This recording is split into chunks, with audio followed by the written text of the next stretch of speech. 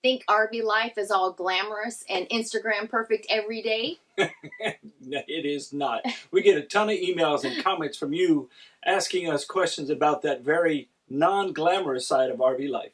We've been doing it for so long, we forget there are things that can be difficult when you first start out, or all the adjustments that you have to make when you first hit the road. Yeah, contrary to popular belief, we're not sitting outside every day around a campfire eating s'mores. It just doesn't happen. So we've come up with almost 20 different things that can be difficult as you transfer to full-time RV life or just RV life in general. So today we're going to go through about half of those, and the rest you'll be able to find on the blog. RV life is a lot of work. It's really true. And the more stuff you have, the bigger your RV is, the longer it's going to take for you to pack up and unpack every time you move your RV. And it's not the same each time. It's like playing Tetris.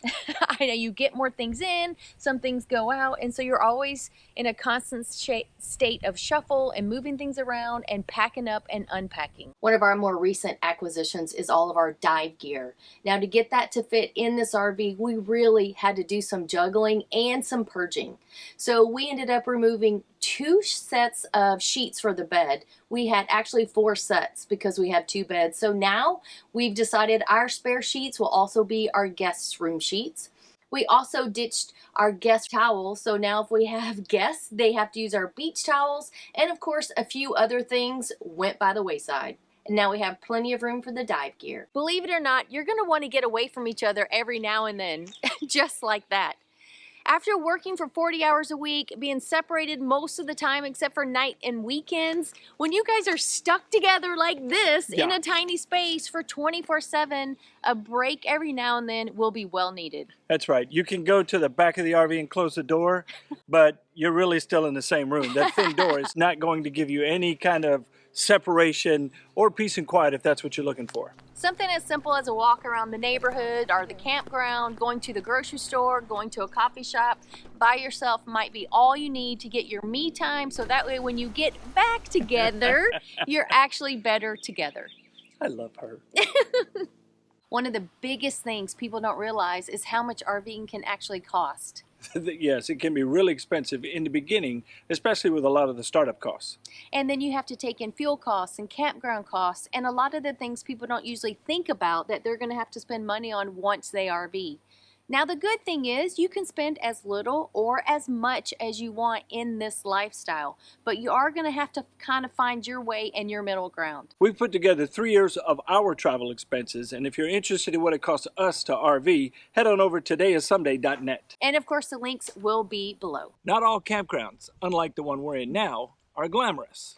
That's right. No matter how many reviews you look at, no matter how much research you do, you are going to land in a few campgrounds that you're not going to like.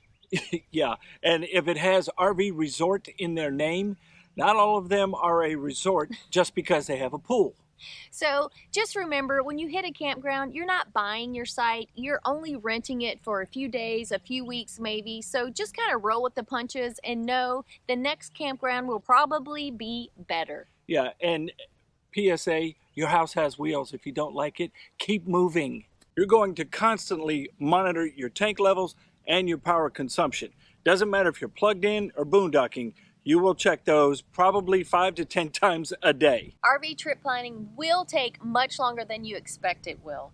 It doesn't matter if you are a newbie or somebody who's been full-time RVing for 3 years, it's going to take much longer than you expect. You will get into a groove and figure out the way you like to trip plan, but just be warned, it will take a lot of time. For those of you who've been thinking about getting a membership to RV Trip Wizard, which is the planning tool that I use and I've used since day one. I love this tool and I can't imagine RVing without it. RV Trip Wizard is actually a part of RV Life Pro. It has a whole bunch of things that you can use while you're traveling around the country. Their price is actually going up from $49 a year to $59 a year on March 1st. So don't wait if you've been thinking about joining. Now, this membership is a lock-in type membership. So if you join now, your price will never go up for the duration of your membership. We are affiliates with RV Life Pro, so I have a coupon for you that will save you 25% today. If you're not sure where to start with your RV trip planning, I can help you with that as well. I have some videos and some blogs that will help get you started. I'll put links for those down below. Every GPS gets it wrong every now and then. Yeah, but that should not keep you from having an RV-specific GPS. Absolutely. That's going to save you and keep you from getting into trouble from those low bridges or bridges that can't take as much weight as your rig might be. Getting mail on the road is not as easy as it seems. Some campgrounds don't allow for regular mail and or packages, and it can take up to 10 days from your mail forwarding service to receive your mail, so plan accordingly. Contrary to popular belief, you cannot boondock for free. That's right. Now, it may be less expensive than a campground, but you're still paying. Some of the costs you'll incur, you'll have to pay for your laundry, propane, pay to dump, and sometimes even pay to fill your water. So just think about those things when you're planning to live free in your RV. Cooking might be more difficult than you expect it to be, and that's for a number of reasons. Lack of counter space, lack of food storage. You may not be able to bring your favorite appliances with you on the RV, so you're probably going to develop a new way of cooking that works for you on the road. The hardest part about cooking in small spaces really is deciding which appliances you're going to make room for, and it may even evolve over time. So currently we have an Instant Pot.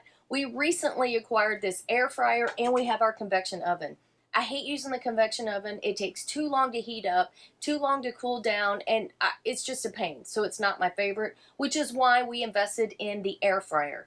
Now, unfortunately, the air fryer doesn't really have a home. So we're actually storing it behind Phil's recliner as we travel, and that's kind of where it hangs out when it's not in use. Now, negotiating your space can also be difficult.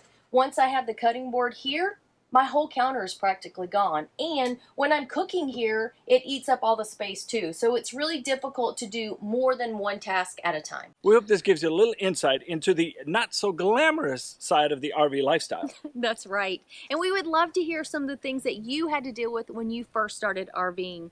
What was something that surprised you that might have been a little more difficult than you expected? Yeah, so go ahead and put that in the comments because it's going to help everybody that watches this video. That's right. Thanks for popping in. We hope to see you on the road.